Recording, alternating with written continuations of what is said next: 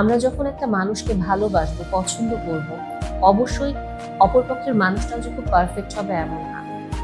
আপনি ডেফিনেটলি তাকে ভালোবাসছেন, কিন্তু আপনার যদি মনে হয় এই মানুষটার সাথে আপনার অ্যাডজাস্টমেন্টের সমস্যা হচ্ছে, কম্প্রোমাইজিং এর সমস্যা হচ্ছে এবং আসলে আপনার ফ্যামিলি তাকে অ্যাকসেপ্ট করবে না, আপনার হয়তো গাট ফিলিং বলতেছে যে এখানে সামথিং, কোনো একটা সমস্যা হতে পারে, আপনি প্লিজ সম্পর্কের শুরুতেই যত কষ্টই হোক এই সম্পর্কটা থেকে বের হয়ে আসেন। এতে আপনিও ভালো থাকবেন, যাকে ভালোবাসার প্রতিশ্রুতি দিচ্ছেন সেও ভালো থাকবে।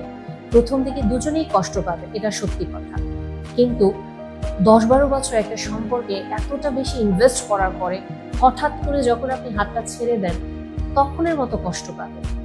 সম্পর্কের শুরুতেই যদি আপনি বুঝতে পারেন যে না, এই সম্পর্কটা অ্যাকচুয়ালি হচ্ছে না, হবে না, তখন ছেড়ে দেওয়া, 10-12 বছর পরে হুট করে হাত ছেড়ে দেওয়া, এটা কিন্তু অনেক অনেক অনেক ডিফারেন্ট একটা ব্যাপার। কাজে সম্পর্কে জড়ানোর জন্য যদি নিজেকে প্রস্তুত মনে করেন, দায়িত্বশীল হতে পারবেন বলে মনে করেন, মাত্র তখনই সম্পর্কে জড়ান।